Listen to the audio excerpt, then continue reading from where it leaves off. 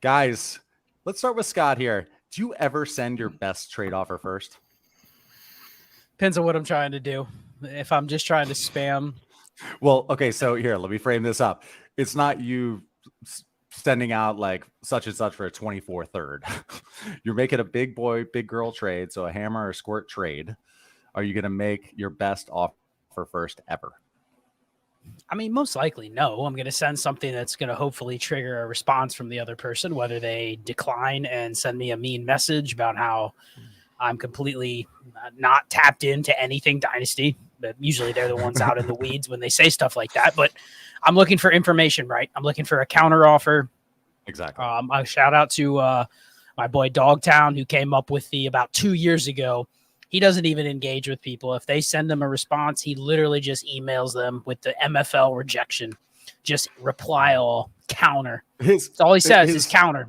It's just counter. It's just you send me something. Even if it's completely out in left field, you give me free information to say, this is what I think this player is worth, or this is where I'm going with the deal you sent me. Then I get free information from you as to whether I want to continue and then make an offer back at you. So I think I never send my best offer first, but the goal is to send something to get information from the other person. If it's so extreme and it's just, I'm not interested. Let me ask you this. When you make an offer, let's say you're making it, it's a solid offer. It's involving firsts and big stuff. I guess how far off from your best offer is your first offer? In other words, like, is it shy by a second? Is it shy by throwing in a threshold wide receiver? I know it's hard to just, what's your organic response to that question right there? I mean, it's shy enough to where if I get the first trade, then I probably have to reassess why I sent the first trade. It's going to be short, but you can't equate trade offers as I'm walking into a store and trying to buy something that they're charging $10 for, and I'm saying I'll give you $5. You know, it's not the same in Dynasty. Well, but it's not the same in Dynasty. You're fishing. I'm fishing for information as to if you're interested in the design of offer that I'm sending. I'll give a quick example, then I'll let Shane talk, because I know he gets annoyed when I talk for 10 minutes and then he's zoned out of the question. He probably doesn't even remember what the question was at this point. That's why it's good. Except for it's on the screen. You said his name. It's good you said his name to like give him a heads up. And you put the question on the screen. So that's at least good that it's right below him when he's looking. If I'm trying to get like an elite quarterback, if I'm trying to trade for your Justin Herbert or your Josh Allen, you're probably betting that I'm willing to pay much more than I'm sending. My reason for sending the initial offer is to figure out, is there a world where you would move him? You send me a response, not trading him no matter what you offer me. Okay, I'm not even going to bother. But if you send me a counter, yeah, man, I'm going to at least need Jamar Chase in that deal. I'm going to at least need another first in the deal. Okay, I've at least now found out where you stand on that elite asset. And that was the whole goal of the offer in the first place, just to maybe see what's out there in terms of what I'm looking to do with my roster. Who can I go to and maybe pursue it more aggressively? Shane, you are up. Yeah. And is he even attainable? That's the good point. Shane, you're up, man. You ready for this? You've been training for this moment right here. Yeah. I don't like the back and forth either. So I usually, I'll send a rough approximation of what I think is my fairest offer or what a fairest offer is. I'm not trying to send my best offer. I'm trying to send the offer that I think will be accepted. The least best offer that'll be accepted. So whereas if I have a couple wide receivers on my team, I might try to trade you, let's say it's a big deal. I might try to trade you Drake London instead of Jalen Waddle or something along those lines. But always always in the back of my mind, if I need to add a couple seconds to it, whatever, that's fine. I'll do that. I did like how Scott mentioned that Dogtown doesn't communicate at all, because one of the things that we've always said is every time someone gives you a trade offer, they're communicating with you. And I love when people put comments in and hate when people DM me. And everyone in our listener league DMs. Yes, the new Hammers league is brutal. Yeah. They definitely DM and they want to get your thoughts on things. So most of the time I'm just giving like disinformation. It's kind of like Russia KGB. Like, oh yeah, no, I value them similarly. Anything I'm telling you in a DM is probably a lie. Like, you might as well just assume it's just basically like me on a dating site. I'm going to tell you whatever you want to hear and whatever I think is going to be most advantageous to me.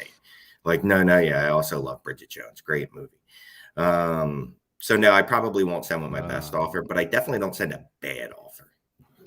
Let me ask you this. So I'll admit, like, I need to ditch like like most of my leagues and just make it listener leagues. I'm so bad like with trade talks and stuff because I put too much stuff on my own plate anyway. So I don't proactively send offers very often, and I get shit for it, and that's fine.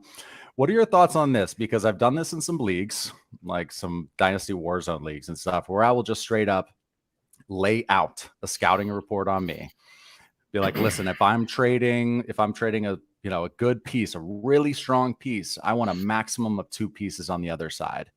If we're talking about, just so there's not a lot of fluff thrown in. And again, assume like a start 10. Okay, so if I were to say like and I've got a bunch more things. But break down my full scouting report, send it. If it's a league I commish, pin it. Is it dumb to just come out with it? Because I get so much trash trade offers, and I'm sick of telling everybody I want 2 pieces on the side if you want this player. No, I don't think that's dumb. And I think if you're in a lot of leagues, you probably don't have time to go back and forth with people more than 1 or 2 times. So you can see those bad offers. I mean, I get some bad offers. We did kind of a show that wish we could probably do more of them, but just like the trash trade offers that we get. And sometimes they don't look as bad as they really are until you dive in, you see the context of the offer and you go like, really, who you're sending this offer to. And whether you listen to our show or not, or if you listen to any of my content before, like you've been in the league with me, I'll get people that have been in the league with me for 5 years and they still send me this kind of offer. I'm like, really, right. Do you really think I'm just, is it, they're just sending it to see if I accidentally hit accept?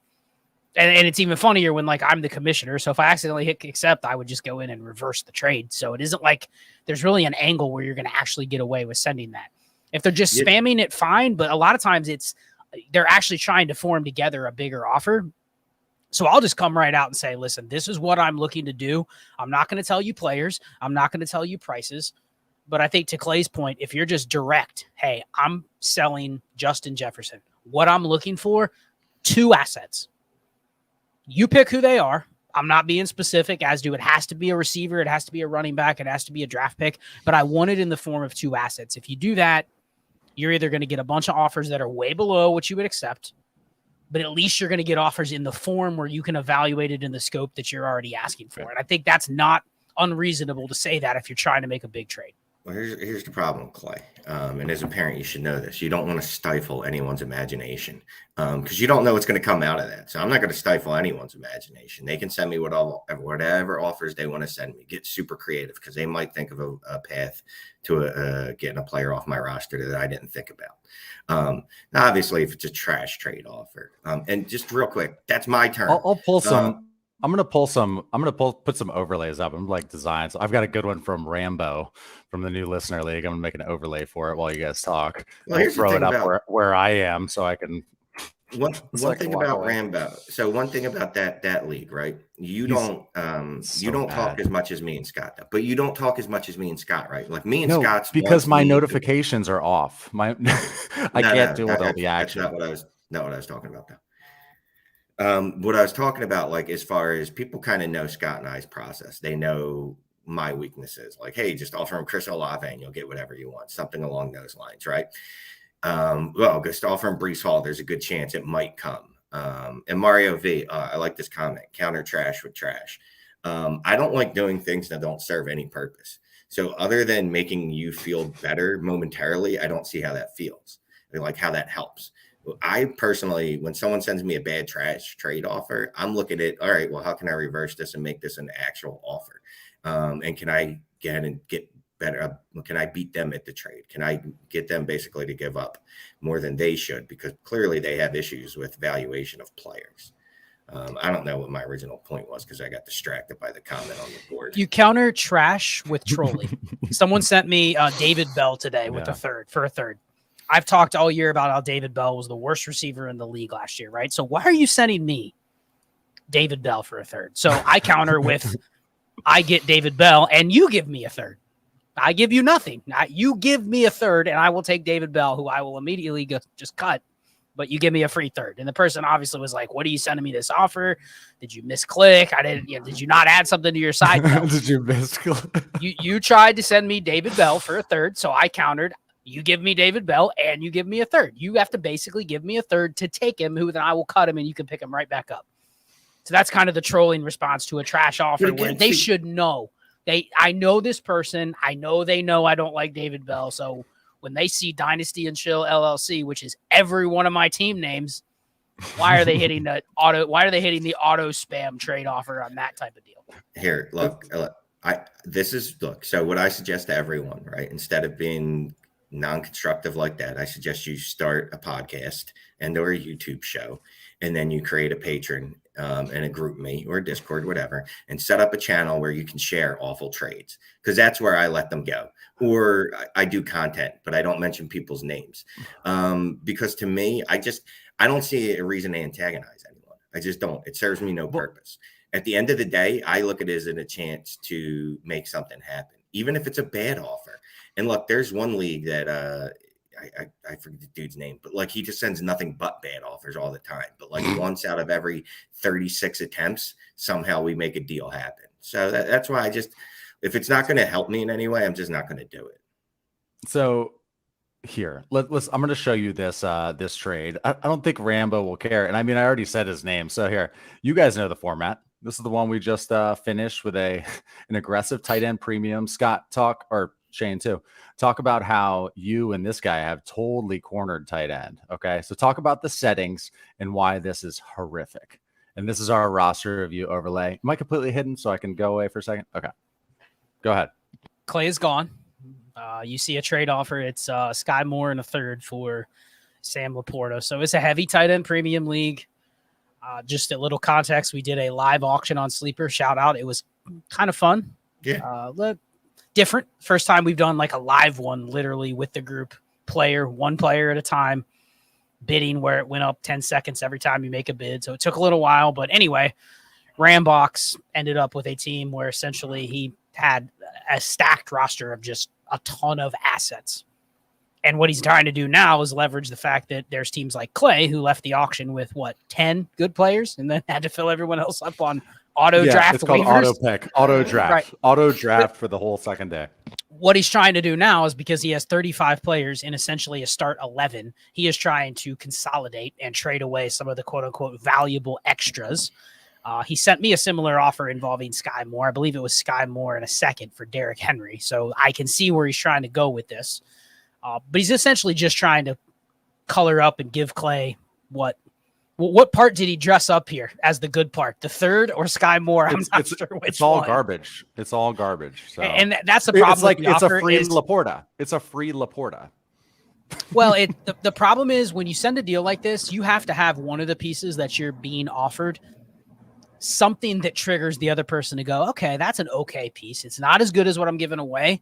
But then you look for the 2-for-1. If you're sending a leverage trade like this, it has to be one where one of the pieces is enticing enough where the person actually wants. This is what I call just an empty leverage trade where it's not an 80-40 trade. This is a Clay is getting 2 dimes and he's giving $1. You're getting nothing of value unless you like Sky Moore. And if you like Sky Moore, then he probably should ask you if you like Sky Moore before he sends these offers, because otherwise they're just going to piss you off. I mean, but most people realize that no one likes Sky Moore.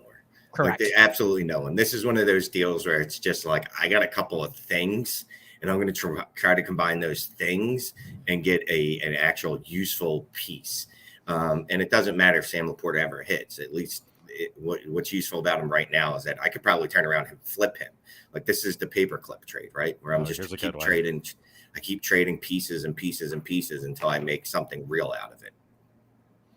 So I'm pulling up another one from Professor Charlie. So and then I've got a private chat message from Shade. Okay. All right. Let's okay, let me give you a question here. I guess here's a good one. This will give you some time. Why, when subscribers are in a listener league and we happen to have a Dynasty show, I have the privilege of listening to you two guys a couple nights a week. Why do we still get just shit offers when they know it's total shit? It's like a little bit disrespectful, or do they just think they're just as good as us? I don't get it. Talk to me about why you still get shitty offers from your subscribers in listener leagues. I don't know. Same reason I probably send them shitty offers from time to time. I'm trying to make a deal. But yeah, you're the expert though. And the subscribers know that you're the expert and that you hate the player or the process trade that they're offering you, yet they still send it. So talk to me about that. I'm just trying to buy time, honestly. But Okay, well, I think part of this is we always preach that the players don't matter, right? So really, does it matter if it's Sky Moore? Now, obviously, Sky Moore is ass, and him and David, I already forgot his name, the terrible Cleveland Browns receiver. Like we know, there's 1,000% chance they're not going to hit, but they're just dudes. So you're just trying it. You're just sending it out there. You're hoping to get a counter. You're hoping to get something back. But like Scott said, usually what I do to deal with that is like, oh, I'm giving up Sam Laporta and I get Sky Moore in a third. I don't like any of this. I'm just going to hit decline most likely and then move on with my life. Obviously, if I'm just laying on the sofa and I got nothing else to do, I'll see, maybe we can figure this out. But that's the thing is you are fishing. You put out a bunch of lines, right? Is that how you fish? You put out a bunch of lines and then fish bite stuff and jump on. Like you're just hoping to throw out a bunch of lines out there and seeing if a fish will jump on. And I'll just add this. It's ahead. it's also Clay too. Anyone that was in this auction, I mean, Clay was all over the place when we were trying to do the auction. He wasn't there on the second night. If you've ever auto drafted in an auction, it's not good because you just get automatically priced up to the artificial price of the players. Yeah. So all Clay's money got wasted on basically 2 players. So he wasn't in the position. It's funny. I gotta throw this in there because I was like 20 minutes late or something, and I was like, all right, I'm headed there. And Shane goes, you auto drafted to $0. So I was like, okay, well, this will be interesting when I get in there to see what auto drafted. All trash. But go ahead.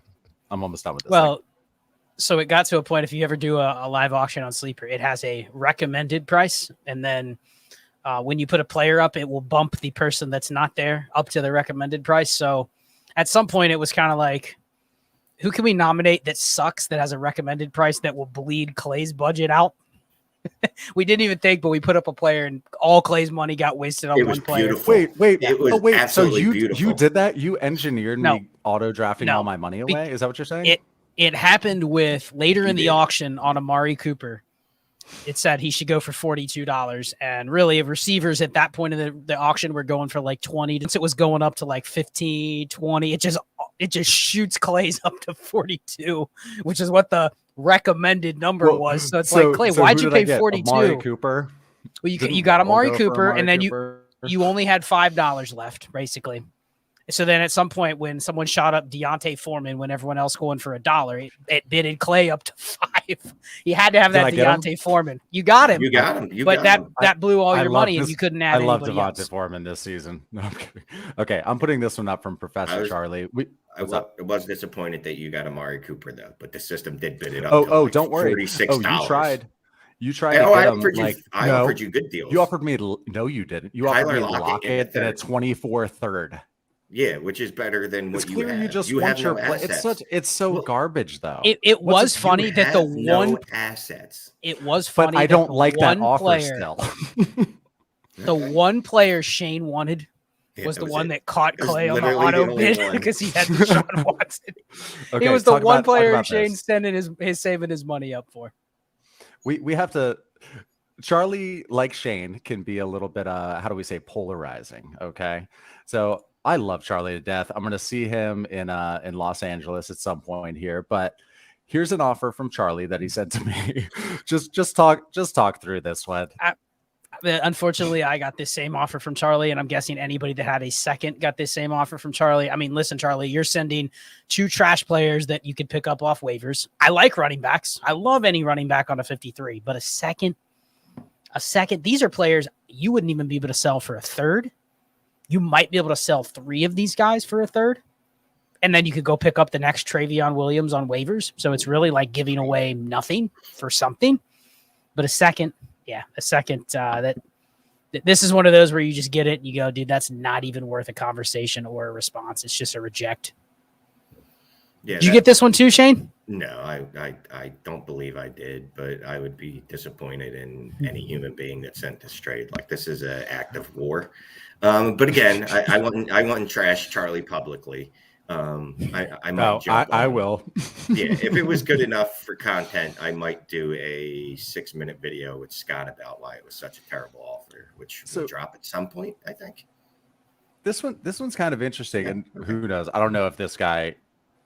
And sorry, I didn't hear you. I was like just focusing on what I was about to say here. I don't know if like one of these players is already traded. I don't really pay attention like yet. Anyway, trying to clear off all of my admin stuff. So Charlie offered. I receive Ezekiel Elliott and Leonard Fournette, and I give up my 24-second. I don't know why when I look at it, it was already traded. Like what? It's gone. Someone else accepted it. So yes, it's saying pending still for me. Anyway, okay. But what do you think about that? If that were like in my inbox, and mind you, my team is quasi trash canny, but at least I have Patrick Mahomes and Joe Burrow. What do you think about that offer? Listen, with the right team build, I would actually like a deal like that, because if I can get two players like that, all I need is a couple spot starts out of either one of them, and it's probably worth what I'm paying. But that is totally different than let me find Travion Williams, who's been on the Bengals for 5 years and is the fourth or third running back, and Kenny McIntosh, who I like. I like Kenny McIntosh, but he is behind Zach Charbonnet and Kenneth Walker. So the potential path to any sort of opportunity is probably pretty low. So there's the fact that he would send the one and then the other by the same manager. That's where I'm a little caught off guard, you know, because the second one is fair. There's a reason somebody accepted that. Okay, we got to hit some super chats. Actually, let's address the crowd here. We have 272 eyeballs, right, on a Wednesday night. Hopefully, we got some Tuesday crew here with us. I know the Wednesday crew. We love our subs, and I imagine that when we said, "Oh, it's Wednesday this time," because Shane is gonna get trash at a Weezer concert. Hopefully, we still got some Tuesday folks around here. Thank you very much in advance for all of these super chats. We'll start with Manny here. One of two. Good evening, gentlemen. Good evening, Manny. This is a 1 QB, half PPR, 10 by 9. What is – help me out here. 1 QB, half PPR. What do you think that's start 10, 9, bench? Yes, it's 10 teams, start 9. 10 teams, start 9. Yeah. Okay, whatever. I'm exhausted. Team, Hurts, Chino, Pollard, Walker, Jamal, Penny, wide receivers, Chase, DK, Drake, Debo, Amari, Jacoby, Mims, Andrews, Fant, and a 25 first. Part 2 is thinking of sending this offer. Give K-Walk, Mims, get Mixon, Connor, a mid-24 first. Scoring matrix tends to favor RBs in my league. Thoughts? Yeah. So here's the format again. I'm getting the 24 first in that offer, and I'm just replacing Ken Walker with Mixon, who they're both replaceable back-end running back ones at best. So, yeah, I'll do that all day. And a free Connor. Oh, well, I guess Mims would be the price of Connor. I don't know. Whatever. Basically a free James Conner. Yeah. Yeah, don't really care about Mims in this trade because he is your 8th receiver, and it's definitely too shallow to probably care about that. So I think it's a half PPR, right? Yeah, it's an interesting deal because you're essentially taking any insulation you have at running back and you're moving it to much more volatile running backs that are older. But to the point that we've kind of started to talk about, we started the super stream or the live stream, the live roster review last week with the rants. This is one of those trades where people probably overvalue the name Ken Walker because he's still on a rookie contract. The reality is if he's just kind of like a dead zone running back, then all he is just he's the eggs that aren't going to expire as fast as Joe Mixon and James Conner, but he's not any better. He's no higher quality. Yeah. They're the same thing. It's just you have to replace one quicker than the other. You're getting the first. You can look at the first as I'm banking another asset that I can go and buy the replacement down the road if the shelf life is shorter than I think. But I'm probably not trading away something that's like crushing my lineup. I think his win rate with what he's getting is just as high, and he's getting the insurance on the back end. So that's what it would take to trade away one singular asset in a format like that. And Shane, if you were going to talk about that trade, I unstarted, so I have no ability to bring it back up. So we'll move on to the next one. Manny, thank you. This is cool.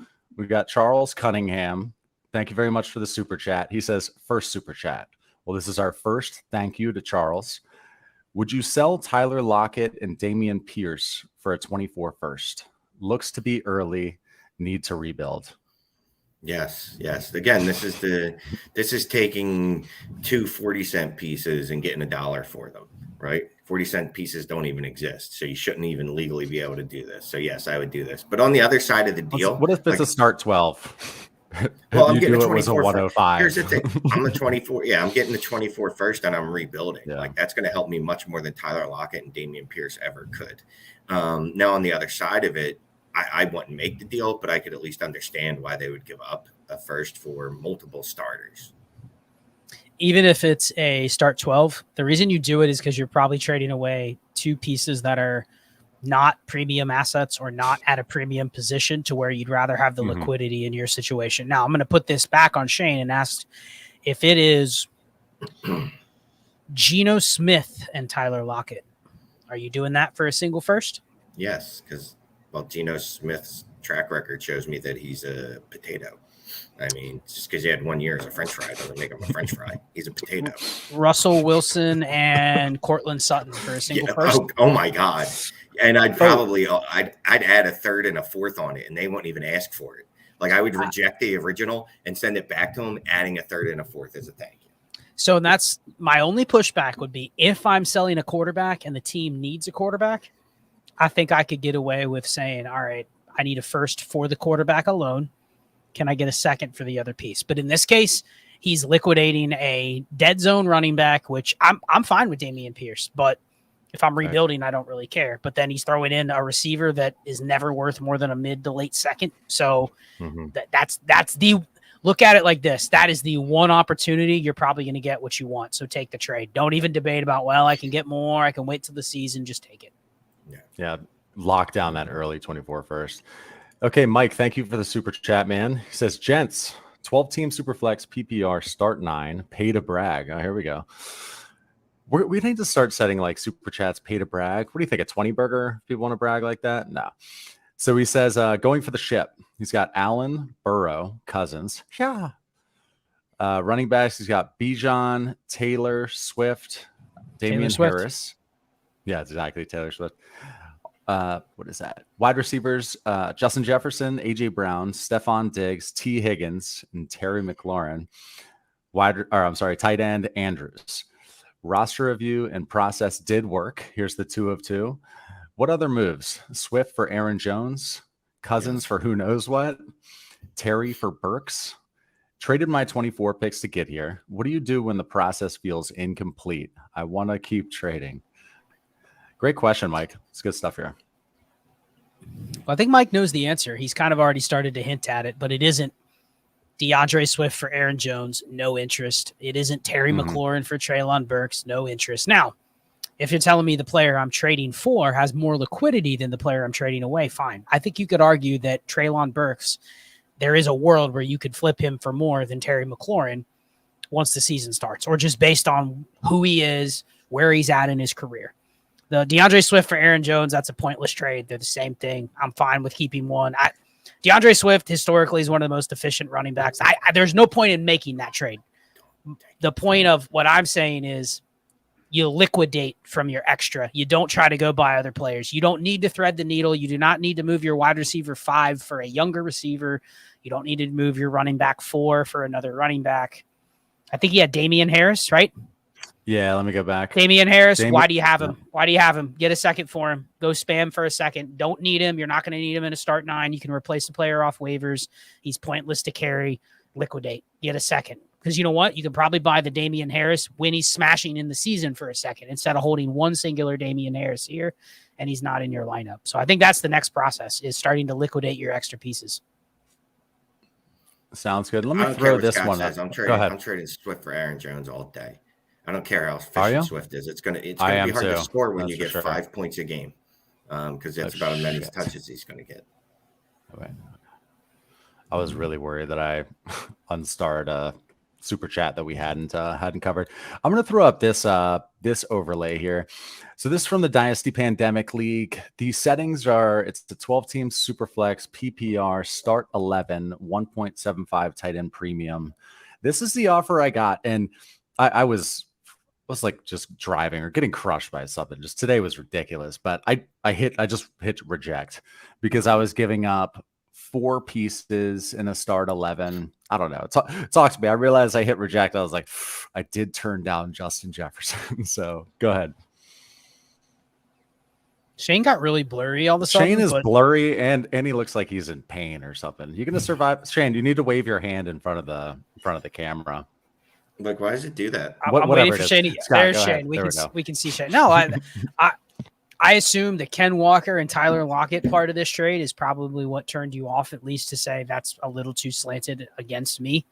But I'm curious, is this a trade take out Kenneth Walker and Tyler Lockett, Shane, Chris Olave and a first and a second? That's pretty fair for Justin Jefferson, don't you think?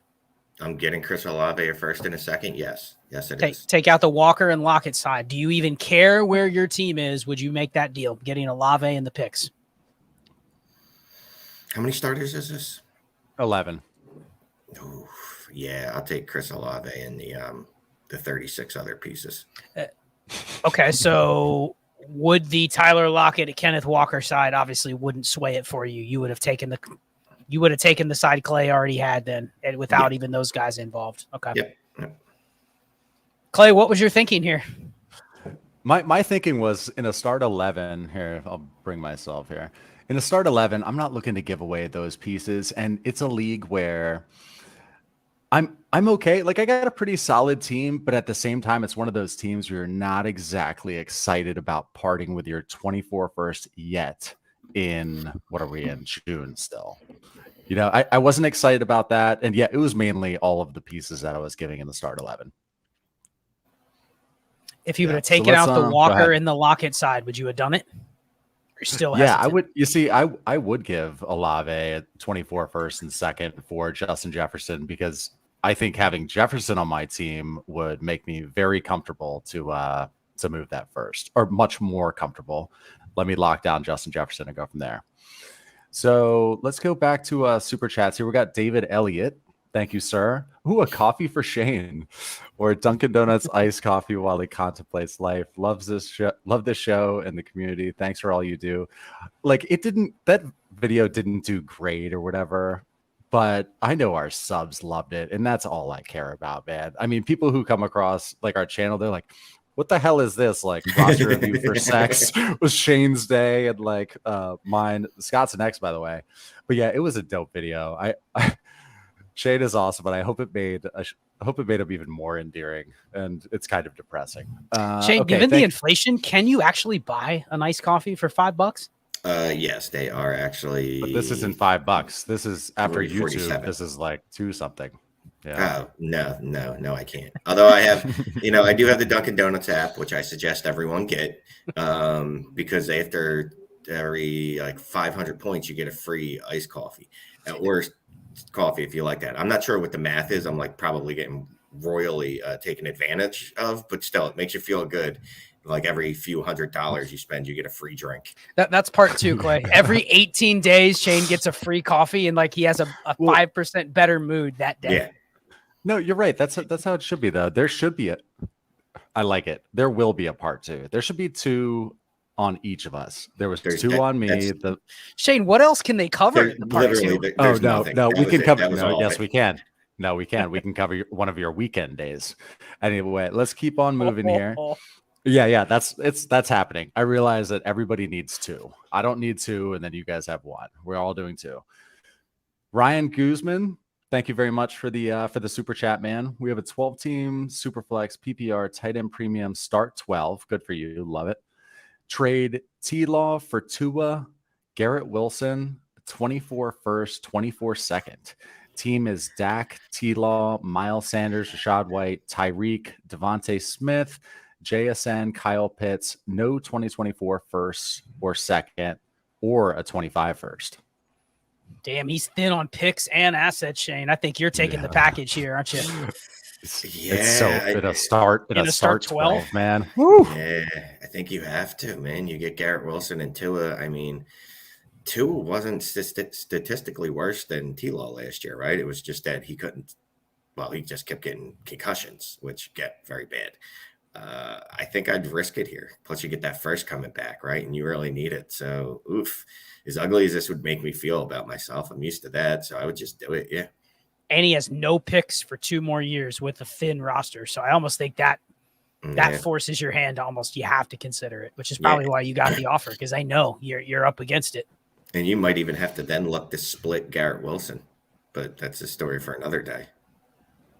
If you wouldn't mind, just like, I'm gonna thank you, Ryan. If you wouldn't mind just talking about something, there was actually that pandemic league that I was just talking about. A trade went down like 3 minutes ago, so I'm gonna make a quick overlay. So talk about something cool, Shane.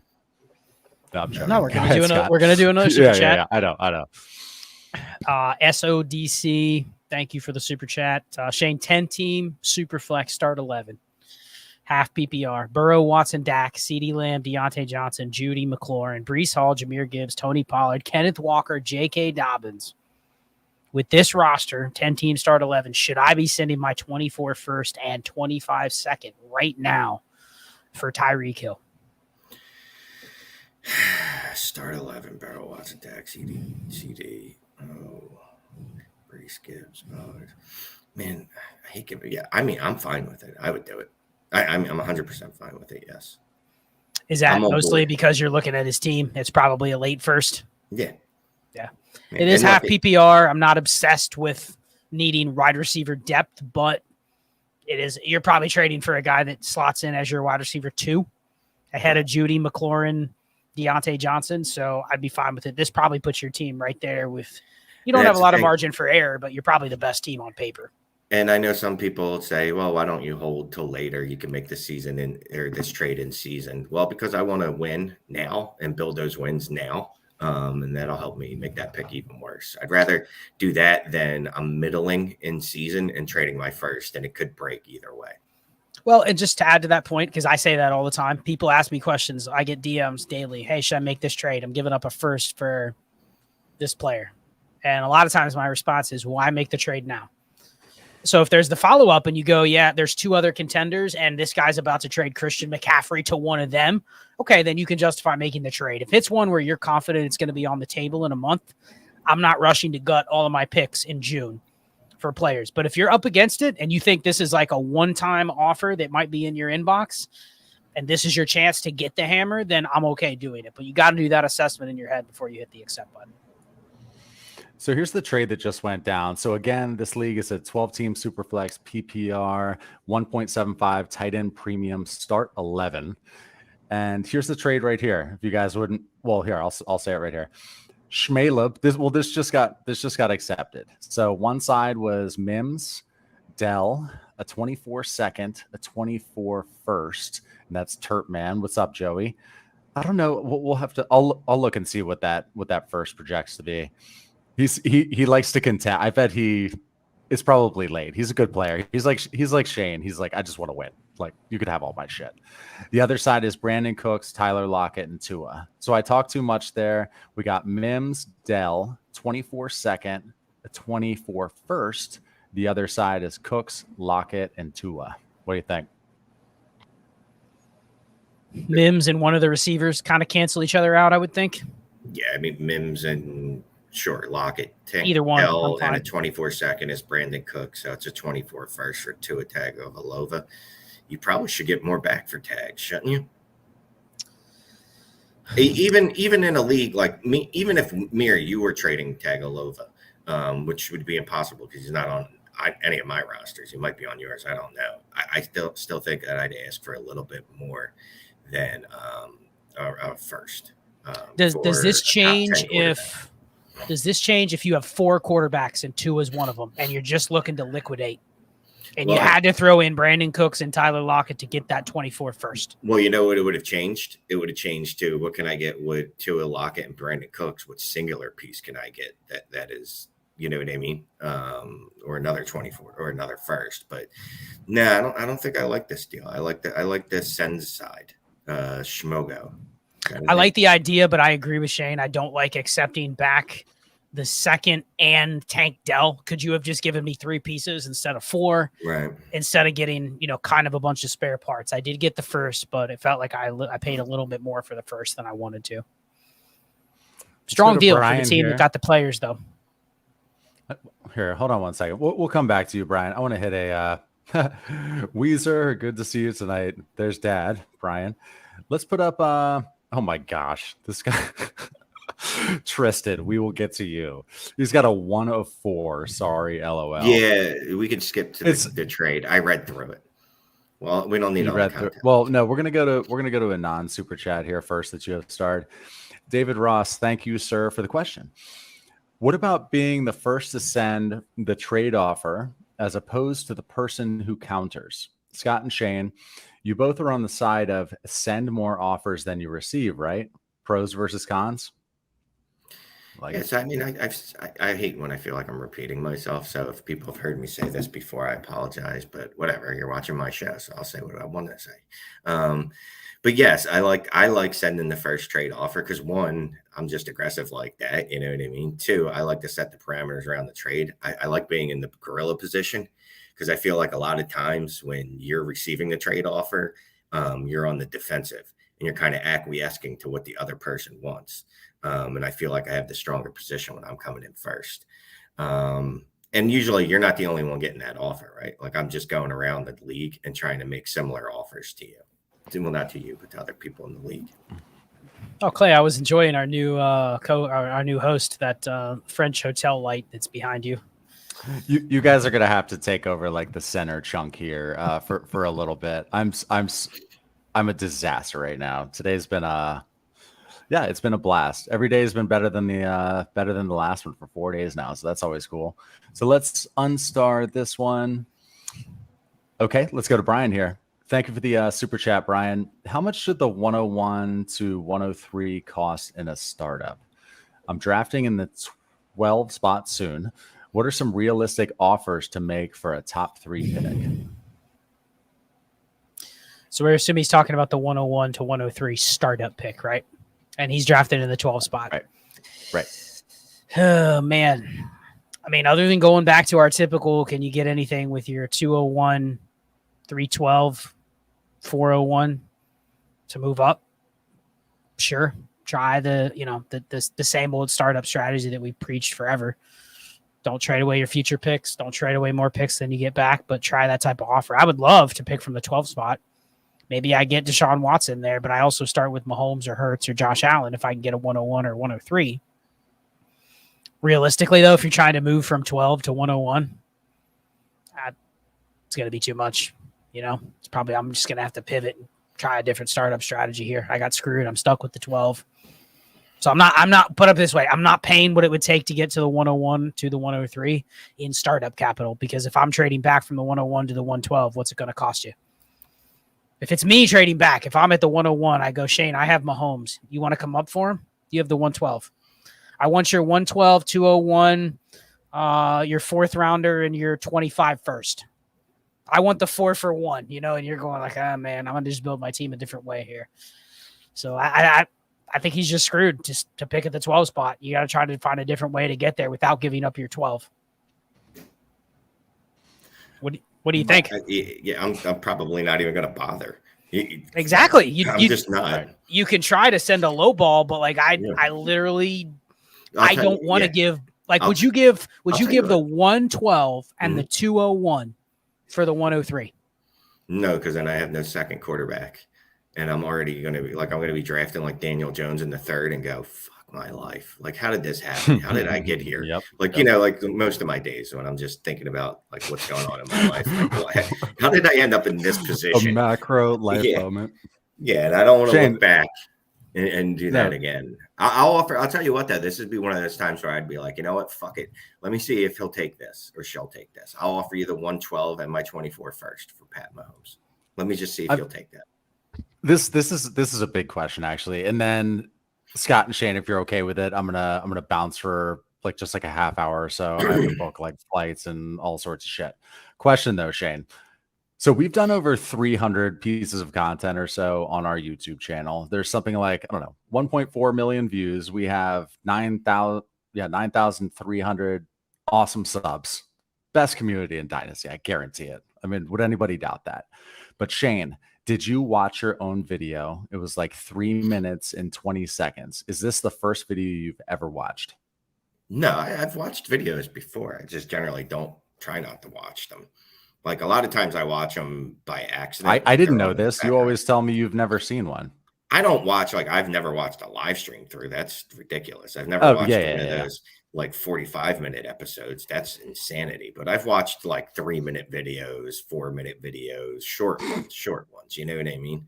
But yeah, Liam no, is really, really good. If you watch like some of our longer ones and stuff, there's yeah, like it's good storytelling and stuff. Yeah. yeah. I honestly, I don't have, I can't listen to I'm that just much messing with you, myself. Shane. Yeah, I I'm could just not messing listen with to you, Shane. about much. I was hoping that was literally the first show you've ever ever seen on our channel. Okay, are you guys good? You guys Yeah, good to take over? let's Okay, rock. I'm gonna bounce. I mute myself. Can you do the overlay? I'll leave. We Let got me it. leave. All right, Scott, you're going to do a lot of the reading of the questions only because my throat hurts.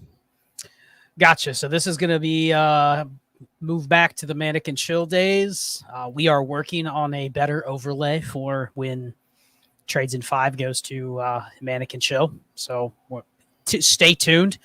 I don't think I've seen one that I absolutely love yet, Shane. So I'm going to put a shout out there to any of the subs that know how to create StreamYard graphics and are familiar with the old Manic and Chill logo. If you don't know what it looks like, go into YouTube and type in Manic and Chill, and you will see what the overlay looked like. We can't copy that because it is proprietary, I think, of another site. But we need something that looks kind of similar, right? Maybe cooler. Anything. But we're interested, and we will compensate you for creating a Manic and Chill overlay for when we have to go into this mode and get back to Manic and Chill on Trades in 5. So. I just want you to know that that's the best title I came up with. But real quick, I didn't come up with it. Eric came up with that. That's the Manic and 5. Mannequin. I mean, I think we can go with Manic and Chill. I just don't know if we can't use the graphic because that was created by another site. So I will just leave it with that.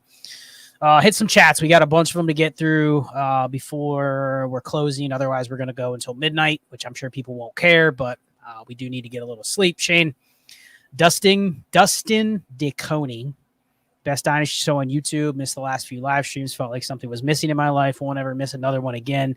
You guys rock. He sent us a $9.99 super chat just to say that. And then obviously we can tell he's a listener because he put the hammer and the squirt emoji at the end of the question. Dustin, appreciate you. Thank you. Thanks for the shout out. Glad you could make it. We're going to be more to a regular schedule going forward. But yeah, the Wednesday night live stream tonight kind of caught us off guard. So apologize. Glad you were able to catch this one. Next one. We had I'm going to do the 4-parter, Shane. The Tristan 4-parter. We're just going to knock it out. Tristan, this one time we're going to do it.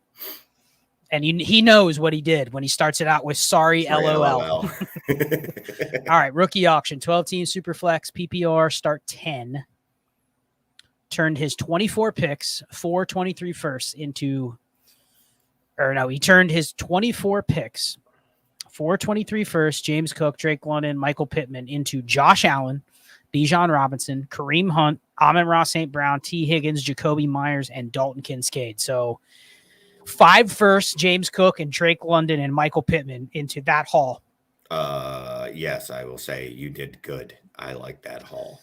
Yeah, I mean, you gave up 5 firsts. Drake London probably were. Drake London, James Cook, we'll say 2 more firsts. Michael Pittman, let's call it 7.5 firsts of value, and you turned it into Josh Allen, which is worth 4 to 5 in itself. Bijan, Amon-Ra St. Brown, and T. Higgins, and Dalton Kincaid, who I don't love, but you at least stacked him with Josh Allen.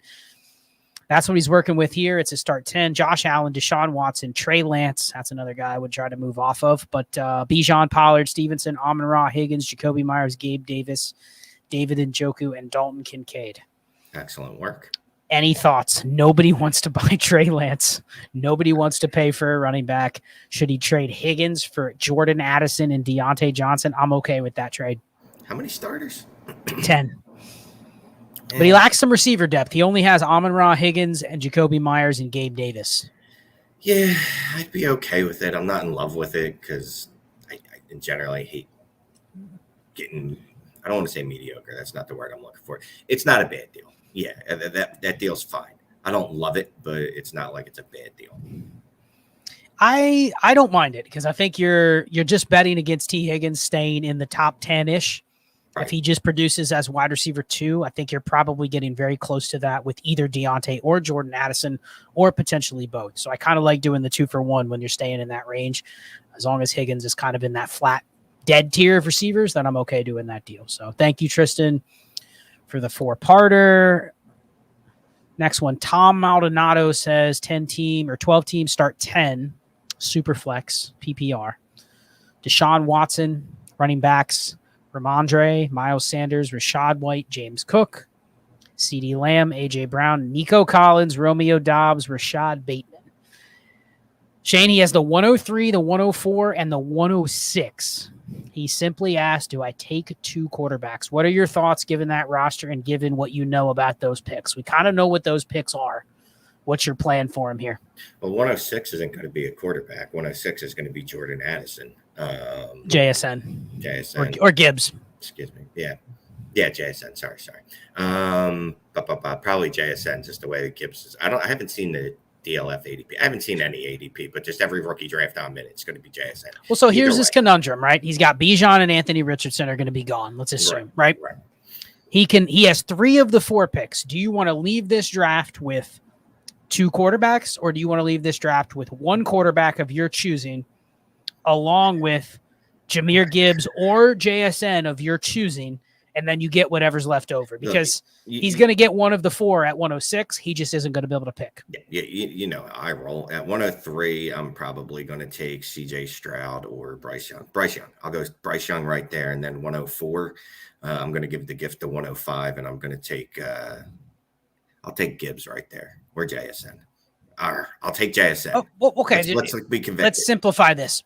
What 3 players do you want to leave with? Do you want to leave with 2 quarterbacks, or would you rather not? I'm fine leaving with 1 quarterback.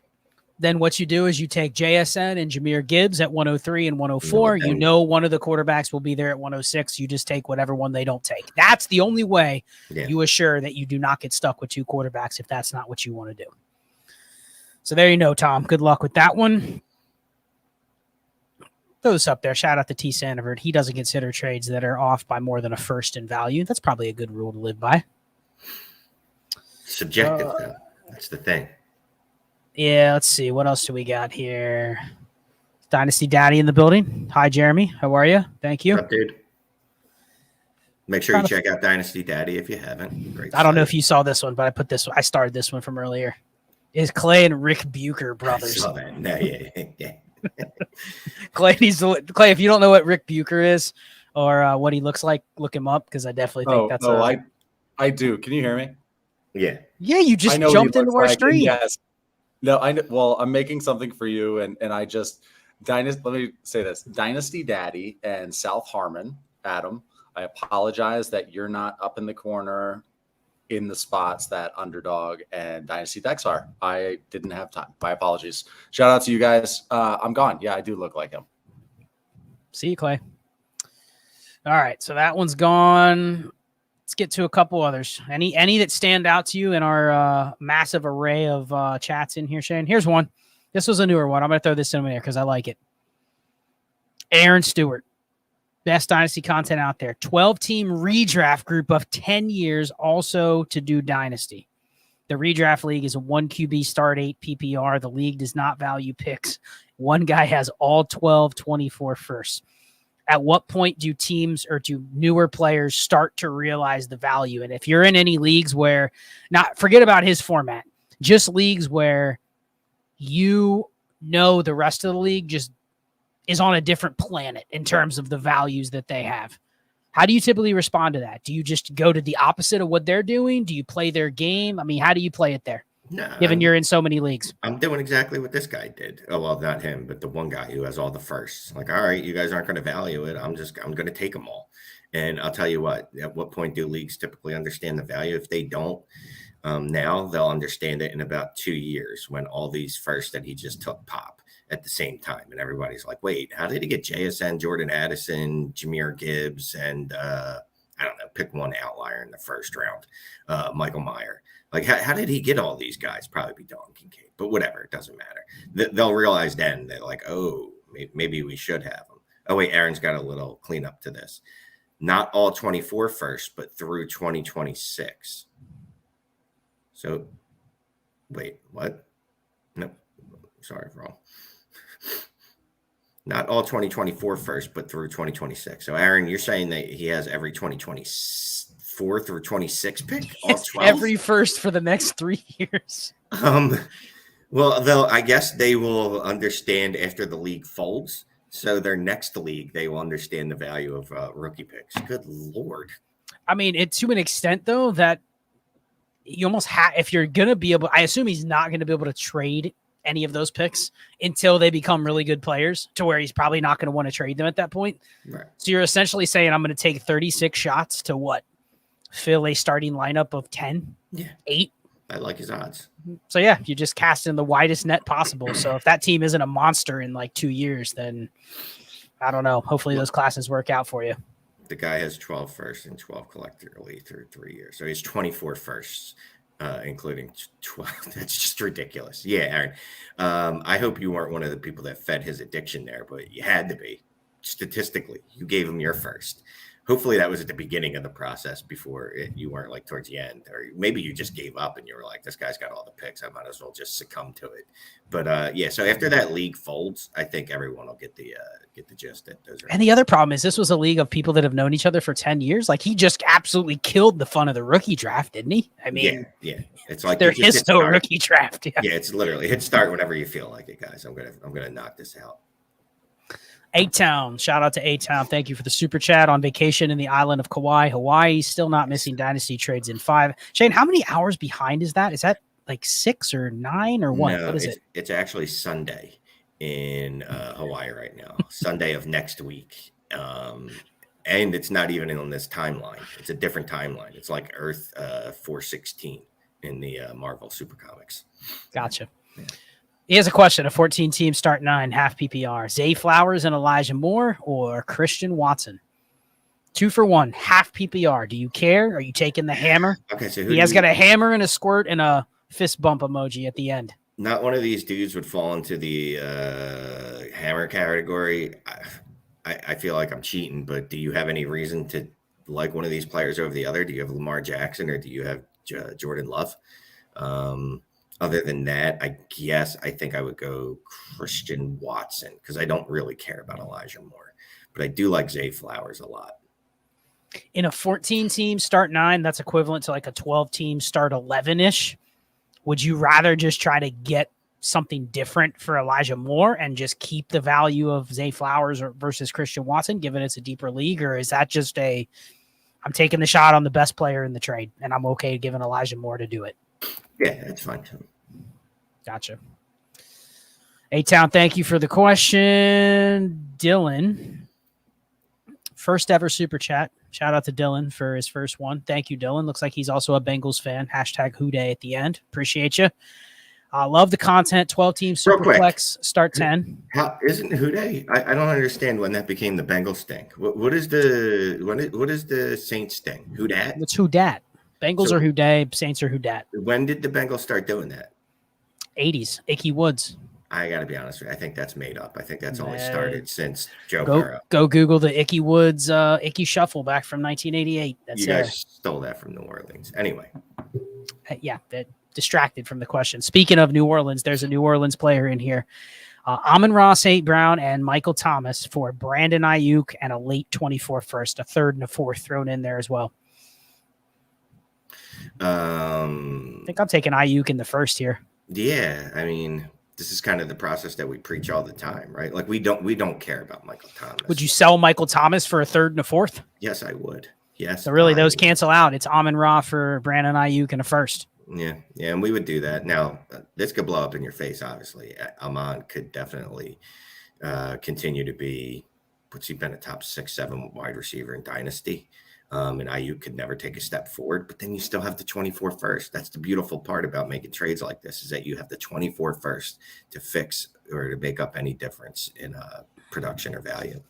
It's a good deal. I think it's the process side says take Ayuk in the 24 first, but you could also see where, especially if the league already values that first as a late one, they may go, I'm never really giving you any credit for it. So you go, okay, now I have Brandon Ayuk in a 24 first. What's the best player I can get for that package? Right. And it might have been Amon-Ra St. Brown. So yeah. You went backwards, So good question. Thank you, Dylan. Houday as well. What else do we got? Corey, quick one. $4.99 super chat. Thank you, Corey. Shane, when do you stop trading back in startups and start actually making picks? As long as you are getting 24 first, is there a reason to stop? No. I mean, in theory, at some point you do have to pick players. Well, there's going to be a point where people aren't going to give you a 24 first for that pick anymore. Right. Most leagues, I think, and again, I'm skewed by the leagues we play in. I don't think you could get past the 7th and someone's still offering you a first for that pick.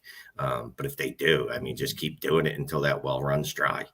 Honestly, I'll go to the 10th round if I have to and worry about it later. I think that the real trades you want to make in the startup trading back are the leverage ones where you trade the 4th for a 7th and a first, the 5th for a 9th and a first. Like those deals are just smash trades for the team that's getting the first. Right. Where it becomes a little shaky is when you're just trading picks straight up for first. Because then it's like, all right, what do I want to do with my team? How is it constructed? I personally like to try to contend even when I trade back multiple times. But once you just start trading picks straight up for players, they're not leverage trades. And obviously you're going to not have enough firepower to probably right. Get away. Yeah. And that means I've made my peace with, all right, this year is going to be a building year. If somehow I hit in the middle rounds of this draft, like I hit on some good starters between the 10th and the 15th, sure, I could probably compete on the back end. You know what I mean? Like a 6 seed, a 5 seed if I'm lucky, but I'm really not counting on it. But, the good thing about that then is if I am competitive enough, I have all these 24 picks that I can use in season. I'm going to throw this one up there. I saw this earlier when we were talking about the Sam Laporta deal. According to Warp, isn't Sam Laporta droppable? Technically, no. This league, it's a 2 PPR for tight end, so the Warp it's flat. But again, the flex threshold for a tight end in 2 PPR is much higher. So there's that. But this is Dynasty. That's the one thing about Warp that you have to understand. Warp is a short-term scope or view of the player's impact to your team. It's not Dynasty value. Obviously, we don't say, if I told you Sam Laporta is only going to be tight end 19 this year, Shane, do you just drop him? No, because he's a rookie tight end. Like there's a difference between what he's going to do in the short term versus his Dynasty value. And obviously that trade was to trade for him for his Dynasty value. Probably not for what he's going to do in the immediate short-term future in terms of what his Warp is. So just wanted to clarify that because it is a good question. Sometimes we gloss over those kind of things. They're not the same. Warp and Dynasty value are totally different. Let's see. Yeah, I think, what that speaks to? I think a lot of people are still looking for a magic bullet. They just are definitely looking for just one singular magic bullet in Dynasty football to crack the code. And I don't know that there's one singular silver bullet that's going to do that. To your point, there isn't, which is why we preach multiple things. It's not just roster construction. It's not just market value. It's not just process. All these things get pooled together. And that's the best part. I'm going to go on a soapbox for about a minute here. That is the best part about Dynasty. Unlike other formats, unlike DFS, unlike some redraft formats, tournaments like Underdog, like those things, once they get played over and over and over, and we have as much data as we have, a single contest that's in the scope of just a single year, or in like DFS purposes, you're talking about like a single week.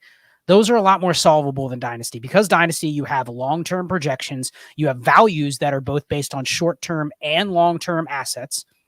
And then you factor in that you have things like draft picks that can go out 2-3 years. There really isn't a way to just solve for, okay, this is the magic code to solve Dynasty because there's multiple layers. Your roster construction is great. I love talking about roster construction, but guess what? If you don't do anything with your roster, once it's in the right construction and you just let it sit, it's like a building that you don't put repairs into. In 3 years, it's not going to be what you wanted it to be. It's going to start to erode. It's going to start to have problems. Same with the Dynasty roster. So you kind of always have to be tweaking it and adjusting it. You just want to have like these temporary benchmarks that you're aiming for, like roster construction. Warp, you're using that usually during the season to go, okay, this is what's impacting my team the most, but it's not going to translate from like year to year. It's understanding the concept and then adapting to what the market and the players are year to year. That's the biggest takeaway. Let's see. Got a bunch in here. You see any that tickle your fancy, Shane? All right, let me just grab a couple of these. Where am I going? Comments. Yeah, I'll Start. read, but you pick one. All right, let's go. Oh, I'm just gonna scroll and then see what we land on. Oh, You I probably landed get a on a 3 of 4. two-parter. All right. All right, Drew Brandley. Thank you for the super chat, Drew. 12-team Superflex, half PPR, start 10, 5-point passing touchdown. That's all the craze these days. Not 6, not 4. Got to go right in the middle, Shane. 5. It's like just dipping the tip in just a little bit. Dude, you know what? I'm so tired of shit like that. Dude, balls out or not. Either it's 6 point or 4. Stop doing Who this. knew the 5-point passing touchdown would be what set Shane off? It's just indicative of this goddamn generation of kids. I tell you, no one wants to go all in. No, I hate it. I just go all in one way or the other, man. 6 point or 4 point, and I prefer 6 because I like higher scoring and I like better players being rewarded. Anyway, sorry. And Drew definitely jammed in every player on his team by abbreviating them to about 5 letters or less. Herb, Watt, Bryce, Lance, JT, Henry, CeeDee Lamb, Chris Olave, Drake London, Burks, Dotson, Quentin Johnston, Deontay Johnson, Kyle Pitts, Chig Okonkwo. You got to squeeze in that part 1. Part 2, he has 2 24 second, but no first. Would he move QBs and or wide receiver depth for picks or stay put and maintain the advantage? Throw up the first part. To me, we know that Trey Lance isn't providing any sort of advantage. So if you can liquidate him for even another second, I would be fine doing that. Yeah. Or can you get Trey Lance and add him to something to get something better? But I don't really think you're maintaining any sort of advantage by keeping him. And then receivers, I mean, he's got what? 7 deep at receiver in a start 10. I mean, half PPR, he could afford to move a Burks or a Dotson or a Quentin Johnston, or you know what I mean? I would liquidate one of those. Can you add to Trey Lance to one of those receivers and go get another hammer running back in half PPR maybe, or a first in the future? Yeah, and that's what I was going to say. And I wouldn't get cute. And you know me, I don't like having too many quarterbacks. Unless I can get, well, you already have CeeDee Lamb. So unless I can get like A.J. Brown for Bryce Young, like I'm just going to hold him. Like I want elite talent, but I like moving off of Lance and using Dotson and Johnston and Deontay and Chigakwankwo. I think I said his name right. And Burks. You got a lot of guys that I'd like to move. Burks, Dotson, Johnston, like all those dudes. Not Henry, Lance. Those are all dudes that I would make moves for to tear up a quarterback at wide receiver. Yeah, I kind of like to keep Johnston because I have Herbert, but I would love moving Trey Lance, Jahan Dotson, Chig Okonkwo. What can I get for those 3? Can I get a player and a first? Can I get a first and a running back? Not even a high-end running back. Like, I'm going to need more running backs than Derrick Henry and Jonathan Taylor. You know, I'm probably going to need to roster construct and get some extra ones. So can I get a first and, a Damian Harris or Jamal Williams, someone like that? Maybe even a tier higher, like a David Montgomery or something. So I'd be targeting some sort of deal like that where you give up 3 pieces that someone else may see a little value in. So appreciate the super chat, Drew. Shane, if you could hide that one, I'll throw one up from... This is from Ryan. Shane, hide button. Oh, there you got it. It's good. No, I just put this one over top of it. Ryan says, happy to catch a live stream. Thanks for the content. Think you need a dedicated Patreon for the channel. Glad to support regardless. We don't plug our personal Patreons, honestly, on here, Shane, ever.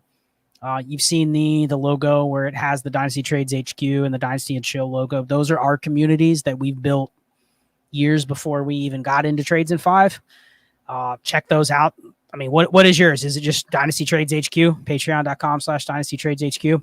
Yeah, I mean, just go on Patreon, Dynasty Trades HQ. I think that's it. Whatever. I share it from time to time on the Twitters. Yeah, if you search for it, you'll find it. And mine's Dynasty and Chill. So probably not something in the works specifically for Trades in 5, Ryan, that we're going to have a Patreon, but there's other things to come where, there'll be a community to join and some other stuff that you can get into, but probably not for this specific channel. But appreciate the super chat. Thank you for reaching out.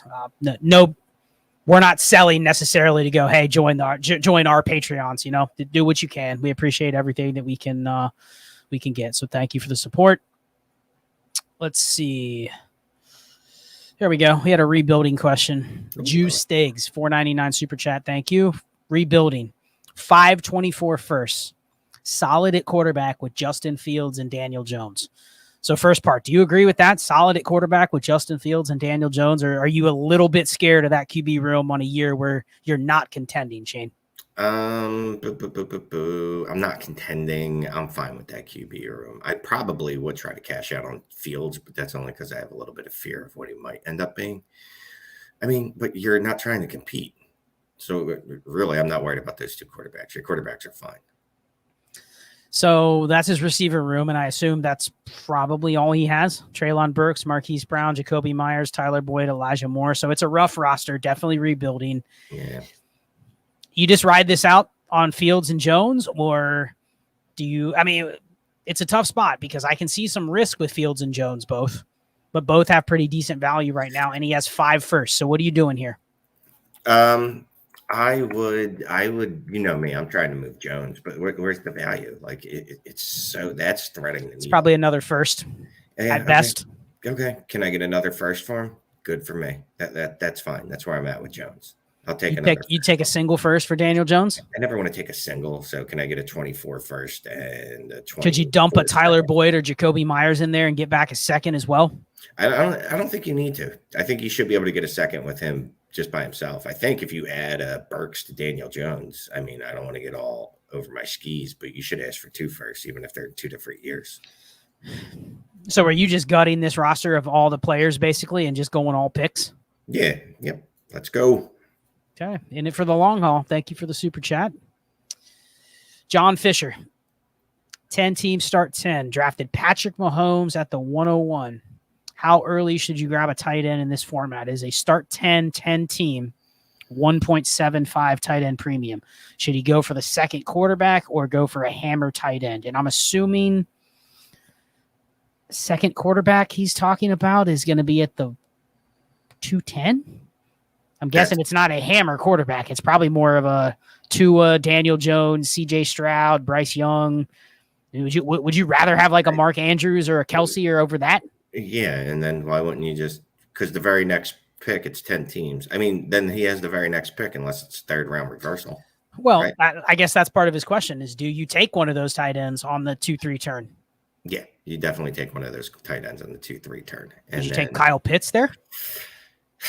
I don't want to talk about it. The more I write about Kyle Pitts, the more I look into Kyle Pitts, the less I'm feeling the Kyle Pitts love. I bet you Mark Andrews will still be there. Kyle Pitts will go before Mark Andrews. If Mark Andrews is there, I'm grabbing Mark Andrews. If Kyle Pitts is there, we're having a different conversation. I'll have to sincerely think about it a lot more.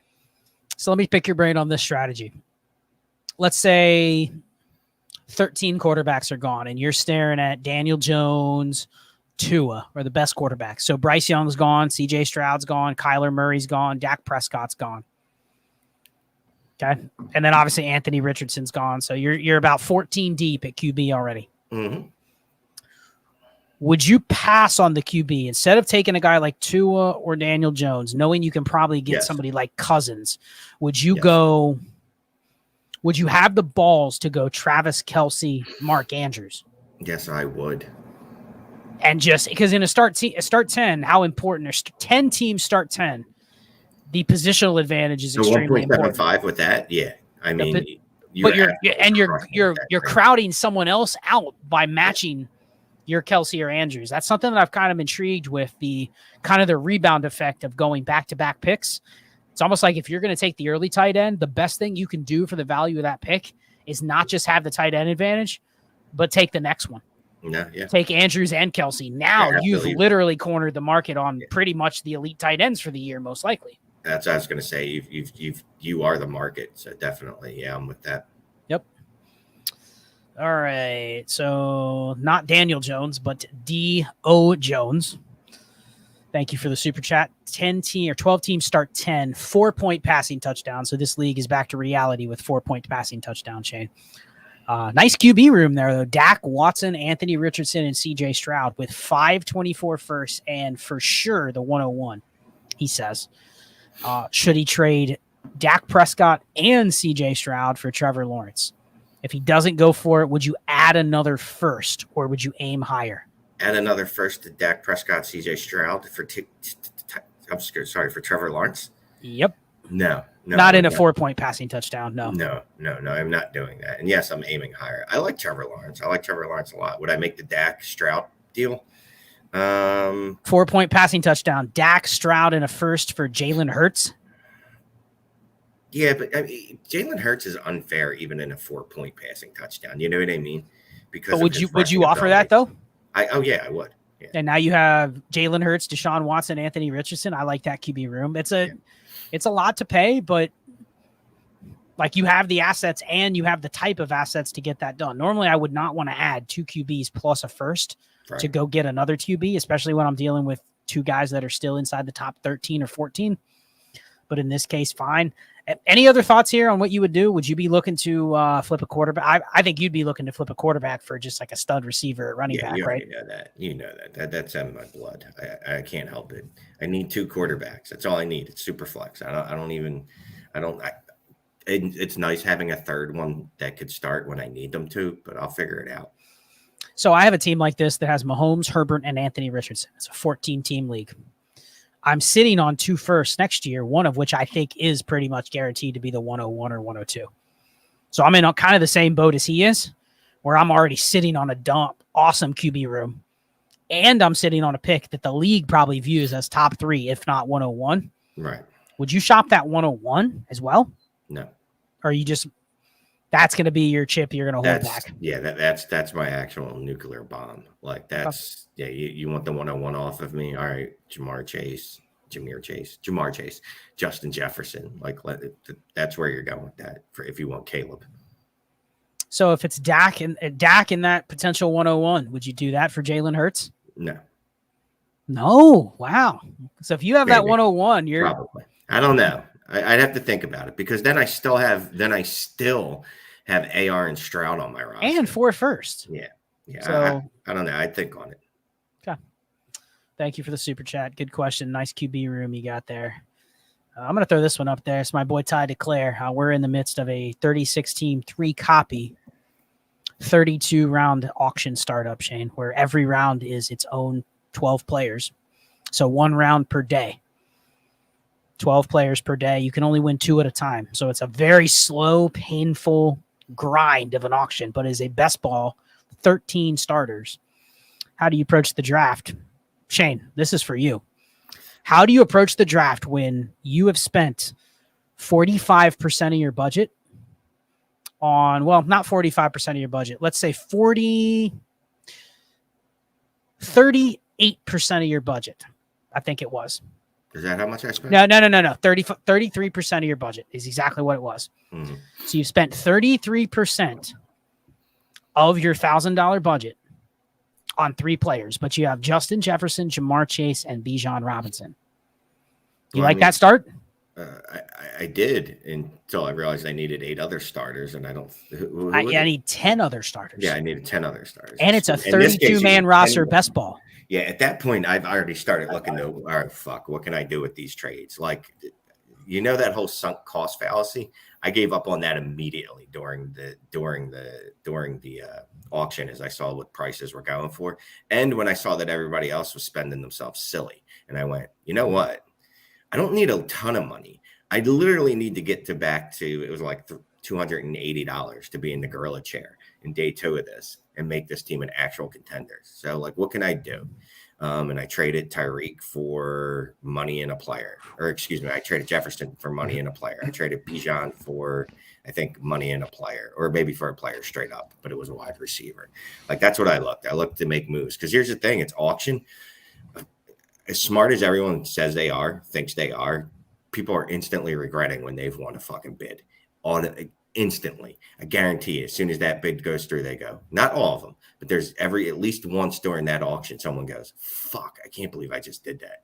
Like, I just dropped all that money at this one position, one player, wide receiver, and I don't have 2 quarterbacks to start. Like, I don't know what I'm going to do. So that's why I'm fine. Like, you just keep your head on a pivot. Just be flexible. That's all you need to do. What's up, guys? Can you hear me okay? Yeah, we can hear you, but we're in the midst of a really good question that I want to get your opinion on, Clay. No, exactly. That's why I was going to hop in. So this is one of those formats. I mean, just look at it. 36-team, 3-copy, Superflex best ball. You got these, one round per day or whatever. These are ones where you do have to be a bit careful because I'm sure it's not a small buy-in either. So these are ones where you're like, okay, I'm going to focus. I'm going to be very involved because otherwise you are flushing that money down the toilet unless you get lucky. Well, and right? here's some context. It is a $5,500 pot. If you finish in the bottom 12, you're relegated. You get relegated, and the next year, the most money you can win is $150. And if you don't finish top 4 of the bottom relegation league, you stay there, and you can never win the actual pot. So there's a penalty for building a bad team or overspending your money. If you get relegated, you have to basically finish in the top 4 to get back up to where you can actually win the money. Now, here's the interesting thing. The team that started with Justin Jefferson, Jamar Chase, and Bijan Robinson was none other than me. No quarterbacks. I also spent on Ramondre Stevenson. Wait, I'm sorry, what was the build you started with? Jefferson, Chase, Bijan. Okay. I spent $332 on those 3. Okay. Then I spent on Derrick Henry and Ramondre Stevenson. How much did you pay for Ramondre? I paid $45 for Ramondre and $49 for Derrick Henry. 31 quarterbacks are gone already, and my only quarterbacks are Kirk Cousins and Kenny Pickett. Nice. And that is it. I only have 7 players. I only have $230 remaining. So I need to build an entire wide receiver core. It's a start 2 tight end league with 2 PPR. I have no tight ends. Every tight end is gone. So I'm down to Dawson Knox, Greg Dulcich, those types. So I'm punting tight end, basically. Question, Scott, and I'm sorry if I missed this part, but you obviously wanted to get top wide receivers. Is there also like a half point per first down and stuff? Is it very heavy wide receiver scoring? So you want the Amon-Ra's, you want target and reception monsters. Is that why you went that route? So it is one of those where like Justin Jefferson outscored every quarterback except for the top 4 or 5. Right. But the scoring is inflated across the board. So there's a lot of receivers that can score, 20, 25 points per game. There's extra points per target. There's extra points per first down. But I essentially took the strategy of the quarterbacks were way too expensive. Pat Mahomes went for $350 of the $1,000 budget. And now that team only has 4 players and has to build an entire roster. So I took the approach of give me just the stud players that I hope in a 36-team league, there's going to be pivot opportunities to move around. So I'm still not sure what I'm going to do, but that's why Ty asked that question. But I think it's a good learning lesson because it's definitely a quirky format. Yeah, and exactly. I hope that our subs don't like skip past when they see like this is this 36 team, this and that, because baked into that conversation was like some serious stuff in terms of looking at the format, right? Like process over players, this and that. Hopefully, I guess like a lot of people are going to skip that who are on replay, a strong amount, but whatever. Everybody in this audience, if you're not listening on a live stream one time and you hear a 36 team best ball freaking madness, listen to it. I don't know. I thought it was cool. Maybe it sucked. Maybe I'm just like super optimistic. We were just talking shit, but guys, can we let's keep on track here. And for everybody in here, 338 eyeballs who hit the like. I do want to have, speaking of non-subscribers, I do want to have a powwow at the end of this. So as we start getting to like, hey, we've got 2 left, stick around. We have a lot to talk about. All right, let's move to Robert here. 1 of 2, 12-team start 10 Superflex, tight end premium. It's a 1.5 tight end premium. Have Orb. Who's Orb? I can't even think of that right now. Who's Orb? 0 running backs. Got it. It's just what I'm used to seeing Kyler. It's like it always starts with the quarterbacks. You know what I mean? It's always 2 quarterbacks and then wide receivers. Okay. Yeah, he has Orb and he's got that Orb. That Orb's gonna help him tank. So 0 RBs and Kyler. You need to trade a short out of that and put an Orb in front on Clay's face.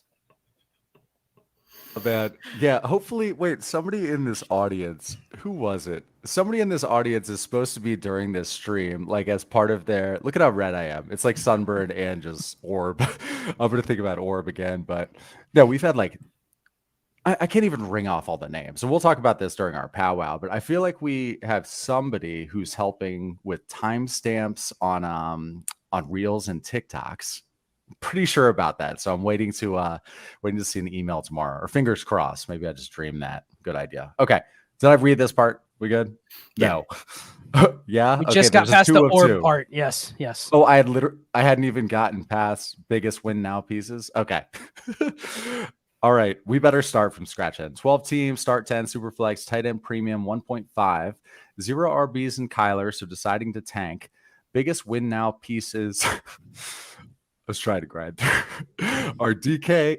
Take over. Still thinking about orb. Clay comes back and he can't get past the first question. All right, Shane. DK, Andrews, Kirk Cousins, the price for each in a 12-team start 10. Any just real high-level thoughts? Price on Kirk Cousins. What could you get for him? Dude, if you get a first for him, you're happy. Yep, agree. Mark Andrews. That's somebody I'm not moving in a rebuild because I think he's a tight end advantage for 3-4 years going forward. So that would probably take 2 firsts. Yeah, I mean, 2 firsts, a first and a wide receiver, a first and another player. But I'm not opposed to moving him either. DK Metcalf, I think he's probably a little overrated in the terms of the dynasty community. So I think you could move him for could I get like Jordan Addison in a couple seconds, something like that? I'd be fine doing a deal like that. Yeah, I don't know if you could, but if you could, you absolutely smash that. Yep. Mm-hmm. All right, Clay, ready for second part? Are you composed? Yeah, I think I could do it. I was about to talk. I think I'm composed because my thoughts were that, well, I started going on to thinking about DK and why I think he's a buy. So that means that I'm off of orb. That's what the orb says. Yeah, exactly. So do I just wait? Fucking Scott. Yes. And the comments I'm calibrated. The orb comments in the chat are golden. I know. Too. Orb is now going to be a brand. That's how ridiculous our community is. Orb is going to stick. Okay. Do I just wait for talk? I can't do this question. Do I wait for teams to realize they need to trade them away before I move those pieces? Shane, I will geek if I try to read it. This type of trade, if you have that roster and you've decided in the summer that you want to blow it up, are you just sending? I think you and I would just send out the offers. We would spam everybody the first for Kirk Cousins if we're not going to sit there and wait. I mean, here's the thing here. So obviously there's some players that their value is going to increase in season, right? None of the players you just listed though are among those players. But if everyone's lowballing you, well then sure, they just go in my pocket and I wait until the season starts and people start competing and they want to make moves. But I'm usually just trying to make the move now and quickly as I can get my pick to where it's going to be. Well, all right, I got the 101 for next year. Yeah, Robert, thank you for the super chat. Andrews, 2 firsts, so I'm not trading them away. DK, trying to get a first and a pivot player or another receiver and an extra piece. And then Cousins, I would take any first. Agree with Shane's valuations on that one. So thank you for the super chat. Clay, 3rd time's the charm. I'm back. Okay. But we're done with this question. We're right? done. Okay. We're done. All right. Yep. Matt Lyon. Back after my review. Thanks again for awesome last week. Wait, that's Frenchie, right? Frenchie's Matt Lyon. Yeah. That was awesome. Actually, great feedback from that. We should definitely do more live roster reviews. 10 teams, start 9, 2 QB, non-tight end premium, inbox offer. Give the 104, 205, get Derrick Henry and the 201. Still have the 101 and 102. What do you think? Oh, man. 2 QB. I know it's a 10 team. I don't like it. 2 QB. I'm good. With what I'm going to be able to draft, I don't need to spend CJ Stroud or Bryce Young to get Derrick Henry. Yeah, it's a 2 QB. No freaking way. 2 QB. I'm not giving up one of those picks for Derrick Henry. Why would you give up the 104 for Derrick Henry? That's an awful idea. That's terrible. Because remember, his team was basically absolutely stacked on't he got running backs. Frenchie, did you not learn anything from the roster review? Because if you're still thinking about moves like this, no, don't even think about that. You should be aiming much higher with that 104. You should be aiming higher with that 104. Yeah, and sorry, we got some questions in the chat. We do have to turn the super chats off just because we're getting close to the 10 o'clock deadline. Otherwise, we'd be here all night. So let's next do time. this. let's do this because I have a hunch that people are liking this. So I'm putting this over my face so I can hide again. And this is a trade that I actually offered. You know what's funny? Like, okay, so this is a DWZ patron league. And by the way, good Lord, can somebody email Clay at dynastytradesin5.com? Right, that's it. If you are a DWZ patron, I am desperately trying to get rid of those leagues, and I've got some powerhouses. Anyway, so in this league, whatever, I managed to rebuild well and got tons of firsts. Like my team is stupid, right? I went from nothing to a lot. So I made the offer. Excuse me. It's I would send Kyle Pitts, George Pickens, and a 24 second, and get Kelsey, Olave, and a 24 third. So I did, like I just said, went from last year to this year, like contender, like overnight. All right. Going into this season, the format is, I was typing so much random shit to you in the back end. I'm having to scroll. Okay. It's a 12 team Superflex, half PPR. It's a half point for first downs, and that includes tight ends, running backs, and wide receivers. Full PPR for tight ends. Excuse me. It's full PPR for tight ends. Start 10.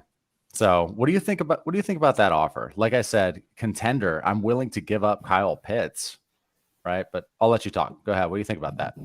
Wait, your offer sucks. Your offer is Kyle Pitts. You're saying I lowballed George Pickens and a 24 second for Travis Kelsey. Is it that bad though? Yes, it's not that bad because it's Kyle Pitts versus Kelsey. Clay, here's the reality. Travis Kelsey, Kyle Pitts. Travis Kelsey is worth more than Kyle Pitts in Dynasty. People are sick of waiting for Kyle Pitts. So unless it is a manager that is desperate, that's why I sent it though. You never know if somebody like me is still like on a lot of builds. Well, that's why it was rejected.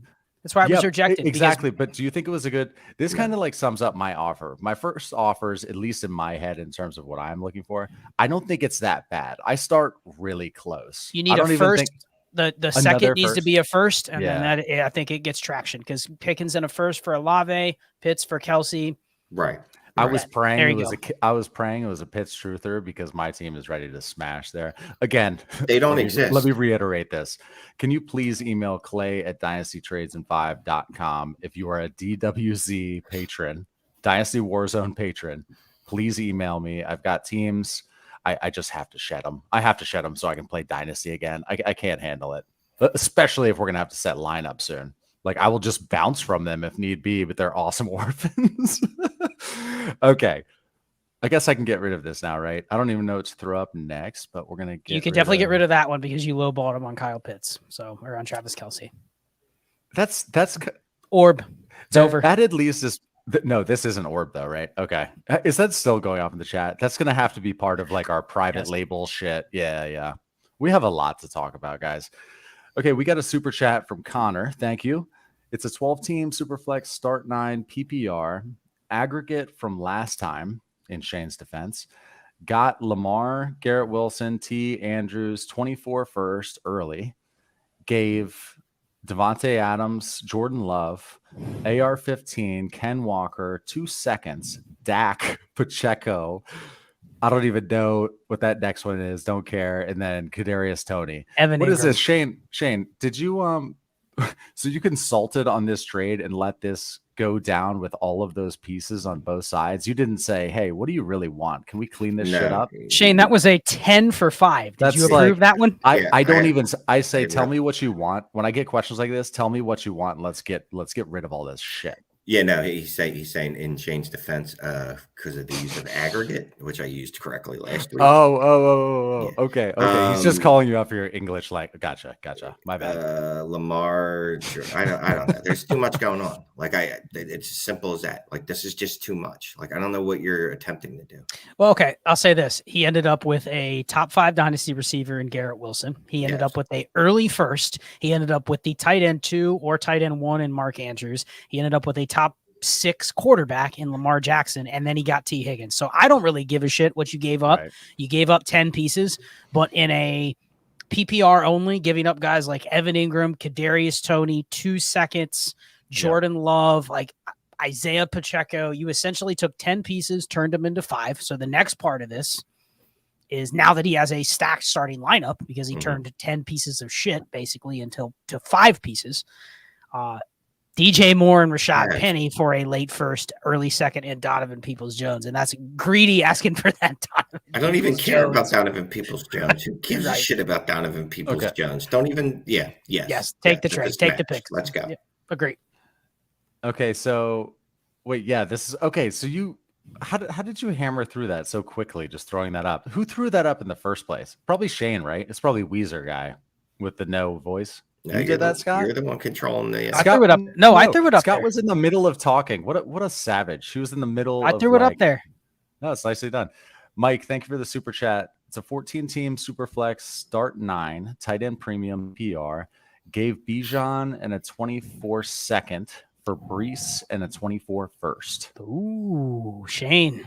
You got Brees and a 24 first. I love it. Give me Brees and a 24 first. I think. No, but check. No, it would. I'd have to know, or at least be able to project in my head where that is. I don't give a flying fuck I where do. that first is. Dude, Brees and Bijan are so much closer. If Brees gets hurt again, he's smoked. If Bijan gets hurt, he's not. If my dick was 6 inches bigger, I'd be a hey, foot. That's a you problem. Going from 2 to 6. All right, we're going off the rails. That's just silly. Yes, if Brees gets hurt again, if Brees gets hurt again, yes, it's a bad trade. Well, no, it's just Bijan has value installation. Anyway, like, wouldn't you want to know what that first is? Let me keep going. Have Lamar, Burrow, Pitts, Love, Brees, QJ, Burks, Ridley, and Trash. Our subs are so hilarious. They use our words. It's like, cracks me up. 424 first. Any other deals I should look for? So there's the context, right? That's the trigger right there. He says he has 4 firsts. I'm betting he's cherry picking the one he wants to move. There we go. Yep. So if it's the 113 for the 205, I don't care about this trade. I'll take Bijan.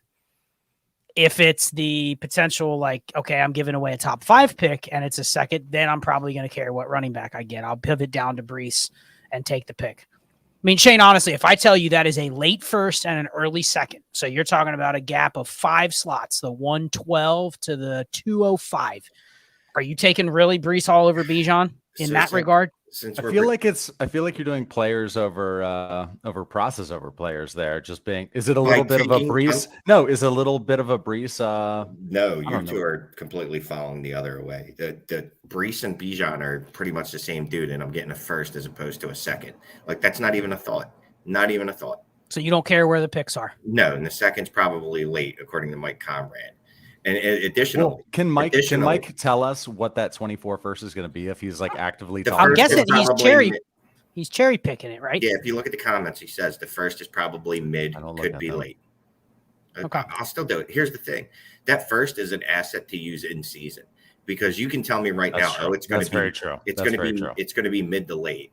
It doesn't. That's a good point. That's a good point. I'm assuming the fact that I'm going to be at that draft spot, actually having that 24 first, no fucking way in in June am I going to have that same 24 first. Yeah, if you're telling me it's 113 to 205, great point. Honestly, I'll just hold on to Bijan, but we don't know that, and we've got that whole basically 4, 5, 6, 7 months to use that pick. That's a mystery box for anything else. That's the answer right there. Is don't look at where the picks are to make the pick. It's what can you do with the first, and I agree with Shane. Right, the first is a time of the year. Time of the year is huge. Nice. Hopefully people learn something there. Okay, this one's funny. Thank you for the $13.50 super chat. I wonder if there's a some kind of inside joke behind that. But thank you, man. Is that Jamal Williams as his avatar? Yeah, maybe. Well, it's probably the first one we see, and the last one we'll see. But I dig it. Big fan. Start 10, start 11. Okay, so what do you think? 10 teams, start 11? We'll go with that. 10 teams, start 11. This is asking me to fucking orb. 10 teams, start 11, PPR, 1.5 tight end premium. QB room is Hurts, A-Rich, and Murray. I have 424 first and looking to rebuild. Have an offer for Hurts. Get Bryce, A-Chain, and a mid-24 first, leaning no. No, Shane is shaking. You have to talk first, Shane. Go ahead. Yeah, you should not be leaning no. You should be fucking falling over no. Yes. This is 100% no. This is 1,000% no. This is, feel free to counter and be like, well, how about you hold on to the chain? Give me another first. And while we're at it, right. I'm going to need another first. Or, you know what? I don't want to be greedy. How about you give me 2 firsts, Bryce Young, and 3 seconds? Scott, you'd skip a question. What do you have to say about this? Yeah, it's not even close. Okay. My right. quarterback room is exactly how I'd want to design it here. There's no reason to get cute. Right. Package off. The only quarterback I'd package off would be Richardson, but it's for another elite one. So yeah, don't even think twice about that offer. Jew Stiggs, thank you for the super chat. Already did this one. Okay. Well, you were gone. Appreciate you. Let me unstar it. Let's see. Have we done the professor? This inbox trade? I saved the Charlie one for later. Charlie, I look forward to seeing you, buddy. We're gonna figure it out because I'm gonna go see Dan in Vegas, and that's close to you. So we'll get together. Charlie's got an inbox trade: 12 teams, start 11 Superflex. Give Flowers, get Hyatt, Mims, and a 26. Charlie, man, 26 second. Feels like a pass. 26 isn't real, isn't it? Is it? Maybe Charlie, a 24. Thoughts? Charlie, what? Sorry, I'm just geeking. I thought Charlie was gonna not make me laugh, and then I saw the 26 second. Right. Yeah, I'm not interested in this. Not interested in pivoting to 2 receivers for Zay Flowers, and I'm getting back a 26 second, even a 24 second. It's pushing it. Unless you're just absolutely desperate and have a roster that looks like Clay's in this league, then no, I'm good. Pass. Absolutely no reason whatsoever to do this. So pass. Let's get Charlie's other question. He had another one in there. Okay. Let me pull that up. Trade strategy and etiquette question. I like it. When spamming the league, how long do you let the trades? This is great, actually. When spamming the league, how long do you let the trades sit before killing them off? How long until you make the next league spam offer? That's a great question, actually. So what I do in Sleeper is when it sits there for like a day, you can go in and click modify. So what I'll go in is I'll go in and modify it. Resends, and then you resend it. I'll just add like a dollar fab, and then I'll reject that one and then modify it back to what it was. So I'll literally make you get 2 direct messages for the same trade. So like basically answer the trade if I send it to you. I had one the other day that was sitting out there like 14 days, and I literally just modified it, sent it again, then deleted it, modified it, sent it again, and sent it again. That way the person's going to know because I got 4 new messages. So pay attention or reject them. Shane, what are your thoughts here, man? Because I like this question. So where's your head at? I mean, I usually don't have to go back and kill them off because someone has agreed to one of the offers that I made. And if it's MFL, well, fuck you. I'm not going to waste my time going in to revoke it. Hey, MFL, fix that. It's stupid. Well, MFL, you need to fix everything. And if MFL, it revokes after a week. So by default, it's gone after a week. Yep. Oh, I didn't know that. know that. I just assumed the people were pissed that like the offer is just sitting in my inbox. So both Sleeper and MFL have timers where you can put the trade on the timer. Right. I didn't know MFL had. It defaults to a week, and Sleepers is unlimited. MFL. Right, but MFL is just silly because even after a trade is accepted with a player that's involved in another deal, it sits there and it says it specifically on the thing. Shane says no longer has this player on his roster. Well, then revoke the fucking trade, MFL. Hey, actually, let me try a bit on this too, because I would love to shed any MFL league that like isn't related to us. Email me if you want an orphan. Again, Clay at dynastytradesand5.com. It's actually a great team.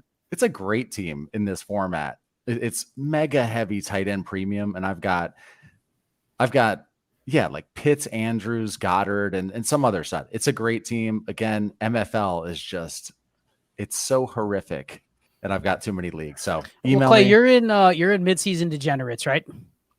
Yeah, how's my team there? Shane and I are both in that league. Maybe we can give that one away on a stream, because then they can play in a league with Shane and I. Oh, I love that. Can somebody hold us to that? Somebody hold us to that. Yeah, email Clay at dynastytradesand5.com and say, hey, I want the midseason degenerate spot. That's just a reminder for me. Okay. Nope. Next week we'll do this. Hashtag orb. That'll get the team. Oh my God. There you go. Oh, I like it. Good call. Very smart. Very smart. Can you just see though? That's how fast I'm trying to shed access to it. I can't even wait till next super stream, next stream. Okay, Joey Cheese Sticks. Appreciate the engagement from Twitter with Shane and Scott and Clay through email. Keep crushing and growing. Hey, Joey Cheese Sticks, we love you, man. When we see like a Joey Cheese Sticks name, it's almost, I feel like everybody needs to change their name to something like this, because it's kind of endearing. If you're like Matt Jacobs or something like that, we're eventually going to get annoyed with you if you keep messaging us. Don't you think so? Has to be like a unique name. I love it. Well, I was hoping you guys were going to join it. I thought that was funny, but CG Dynasty, the extra $1 for something. I remember your question. Thank you. Did he maybe mess up the first time? Jamal Williams avatar. Yeah, very easy. I'll never forget that. Yep. I imagine he messed up and then redid it. So thank you, man. Let's go to Andrew Perez, 12-team Superflex, start 10, 1.5 tight end premium, 3 taxi. What are some analytical or taking advantage of the market keys to this format? Have 2 firsts already in 24, one's early, one's late, and a 25. Same 2 and 25, same 2 teams. Mad love, guys. So it seems like he's got the firsts of that same team for 24 and 25. So he's got an early 24, late 24, early 25, late 25. Is that how you read that too? Yep. And I'll just say this. In theory, 24 to 25, that's exactly like that. It could be completely different if it's the same team came to him and said, I'll give you all my picks for something. And you took them and you cleaned their clock for 2 years worth of picks. And now they're completely dependent on their team with how good your picks are going to be. We don't have enough context as to how we can really dive into this. We don't have how many roster spots there are, any of the rules, any of the scoring or anything. But I'll just say this, with the taxi squad, you can hide players on the taxi squad. And the other thing to take advantage of is to start 10, depending on how many bench spots there are. Find the threshold, accrue value with your bench spots, rotate those players in. A lot of these leagues are shallow enough where the bench players, literally bench player 15 through 25 is the same as what's on waivers. So don't ever hold those players as I can't trade them. Take seconds, take thirds, use them to get throw-ins in trades.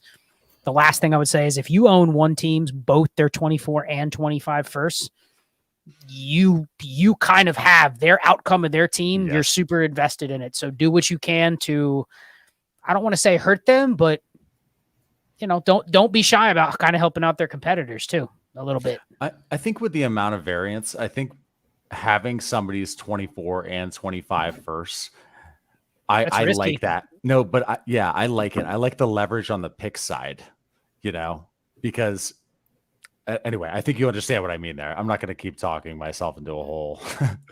Okay. Andrew Perez, thank you very much.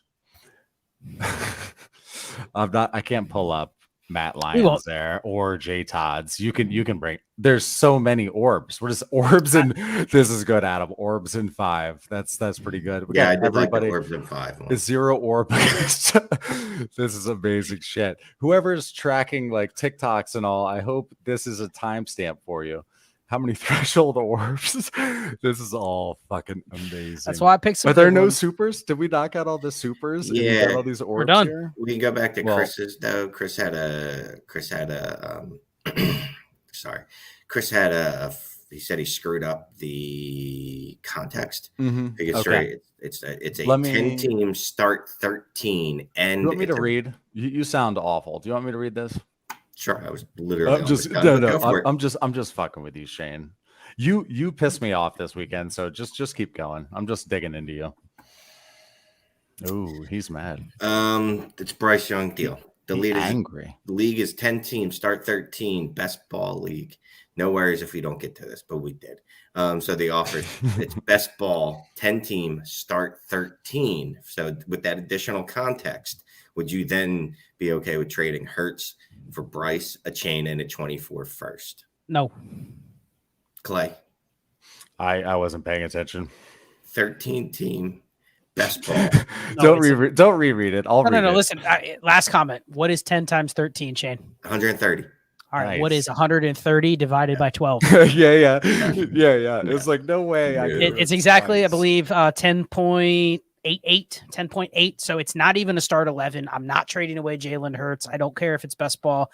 You know how you can replace Devon A-Chain's points? Probably picking up somebody off waiver. This. No non-subs are going to hear that. I want our subs to hear it first, you know, that they're controlling this. So that's all I got, man. I see there's 7 private chats in here. It's probably like, Clay, stop talking. No.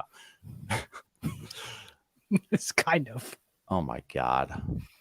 We're good. We'll be back next Wednesday. That's going to be. I feel like everything was important. It's important for me anyway. But yes, we can end it, guys. So be on the lookout for that form and stuff. Go to the community tab on our channel. So if you just go to our channel, there's a tab literally that says community. So it goes like videos, live, this and that, community. Find the community tab. Lots of magic happening there. That is it, guys. 300 eyeballs still in here. We got all sorts of hearts. Yeah, we'll talk to you soon. Be on the lookout, and yeah, we'll be back. That's all I got. I can't talk anymore. All right. See you guys. Out. Adios.